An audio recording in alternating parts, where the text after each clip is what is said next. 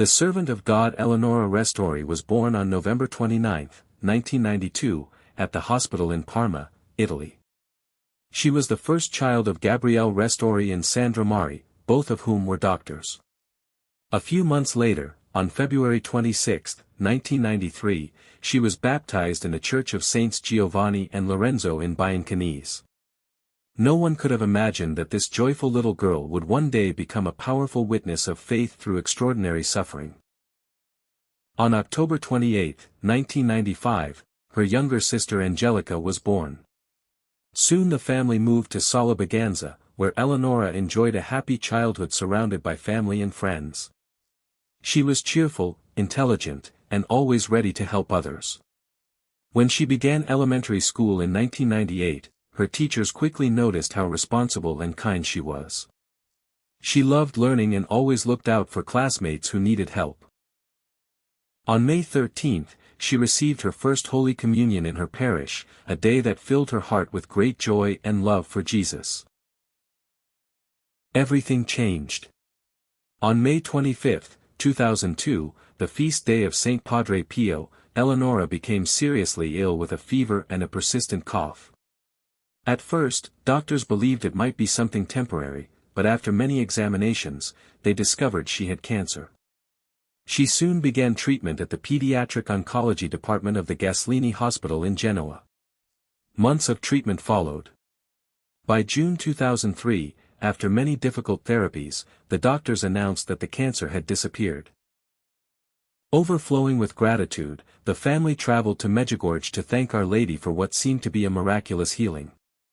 During that pilgrimage, they met Father Silvano Alfieri, a Capuchin friar who would accompany Eleonora and her family throughout the rest of their journey. During this time, Eleonora began writing simple prayers to Jesus in a small notebook. One of them read, "Lord, I thank you. May the time at home and the time of good health continue, and may everything keep returning to norma. Protect Father Silvano, who always travels, and wherever he goes, he always carries me in his heart. Lord, I thank you for all that you have given me. Always protect our family and guide them on the journey of faith. I'm so happy to be home. Thank you. May tomorrow be a beautiful and happy day too. Be close to the Iraqi children and the people suffering because of the war. Lord, please let this terrible war end. Thank you." Not long afterward, Eleonora's parents made another pilgrimage, this time to the monastery of Saint Gemma in Lucca. There they received a video about the young saint. After watching it, Eleonora looked at her mother and said she wanted to become a saint too. Her mother gently corrected her, saying that at 11 years old she should be thinking about school and enjoying time with her friends. But Eleonora simply smiled and answered, "Mom, you're right. But life here on earth is short, while in heaven we'll be there for all eternity." Only a short time later, heartbreaking news arrived. More tests revealed that the cancer had returned and had spread to her lungs. Throughout 2004, the long journeys to the Gaslini hospital became more frequent. Yet wherever she went, Eleonora filled the hospital with peace.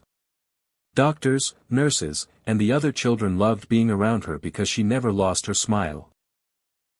After Father Silvano returned from a pilgrimage and having visited the remains of Venerable Antonetta Mio, he told Eleonora about the holy little girl who had written letters to Jesus. Inspired by her example, Eleonora began keeping her own diary. In a simple school notebook, she wrote 25 heartfelt reflections, each signed with her name. Her illness became more severe. She endured powerful cancer treatments, experimental therapies, and finally a stem cell transplant in the hope of saving her life. As word of her suffering spread, thousands of people began praying and fasting for her. Even Pope John Paul II remembered Eleonora after receiving a letter she had written to him. During those 2 years, she endured 18 rounds of cancer treatment, countless hospital stays, for operations under general anesthesia, and unimaginable pain. But she never lost her patience or her smile. She never complained and never asked why she was suffering. Instead, she offered all of her suffering for sinners, the problems of the world, and the souls in purgatory. This little 11-year-old girl had understood the deepest meaning of Christian love, offering oneself completely to God. She wrote, "Lord, I offer you my hair for poor children. I offer you all my suffering for all the problems in the world. Lord, I thank you for everything you have given me. Because today was a beautiful day, may tomorrow be equally beautiful. Lord, always protect our family. Lord, I thank you because you have never let me lack anything." Her witness touched countless hearts. Through her suffering, God drew many people back to himself. Entire prayer groups united for her. Even those who had long been away from God began praying after hearing about the courage and peace of this little girl. There were also moments that deeply moved her parents. Sometimes they would find Eleonora sitting quietly on her bed with her legs crossed, completely absorbed in prayer. When they asked who she was speaking to, she answered that she was speaking with her guardian angel, Padre Pio, Father Pancrazio, and Father Lino, a holy friar from Parma. She appeared completely at peace during these moments, almost as if she were already touching heaven. Yet whenever anyone asked what they spoke about, she would simply smile and say she could not tell them. She once described Padre Pio as being rather stern, but said Father Lino always made her laugh. She also prayed, "Lord, I offer you my illness and all my sufferings, even the smallest ones. Use them for all the problems in the world and to save souls in purgatory. Thank you. I love you. Kisses." On August 15, Father Silvano Alfieri visited Eleonora and, before leaving that evening, heard her confession. The following morning, after a peaceful night, she unexpectedly fell into a coma for about 30 minutes before regaining consciousness. Then something remarkable happened. A hermit priest from Genoa, who barely knew the family, suddenly felt inspired to come immediately and administer the sacrament of confirmation. Eleonora received the sacrament fully conscious and with great joy. Only a short time later, her condition suddenly worsened. At 1:50 in the afternoon on August 16, 2004, surrounded by the love of her family, Eleonora peacefully surrendered her soul to the Lord, almost as if she were falling asleep in her father's arms. After her death, Father Silvano reflected on an extraordinary connection between Eleonora and St. Maria Goretti, to whom so many prayers had been offered throughout her illness. During the centenary celebrations of St. Maria Goretti's death, people constantly repeated her age, 11 years, 8 months, and 21 days. That short life had been enough for God to raise up one of the Church's greatest young saints and remind the world that holiness is not measured by years, but by love. Eleonora lived 11 years, 8 months, and 17 days. The striking similarity deeply moved everyone who knew her. Father Silvano believed it was a beautiful sign that St. Maria Goretti had remained close to Eleonora every day, strengthening her throughout her battle and becoming, in a special way, her spiritual sister. Like St. Maria Goretti, Eleonora showed that true victory is not found in escaping suffering, but in offering it to Christ with faith, hope, and love.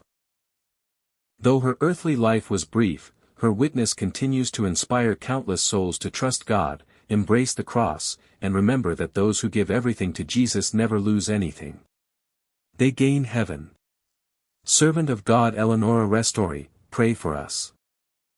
In times of war, when fear ruled the land and many chose silence to save themselves, one young priest chose a different path. He had no weapon in his hands and no army behind him. All he had was his faith, his courage, and a heart that refused to abandon those entrusted to his care. He stood between the innocent and those who wished to harm them. He defended the weak, protected the vulnerable, and remained faithful to Christ even when it cost him everything. This is the inspiring story of Father Giovanni Fornasini, a shepherd who laid down his life for his flock and whose witness continues to shine as a light of Christian courage.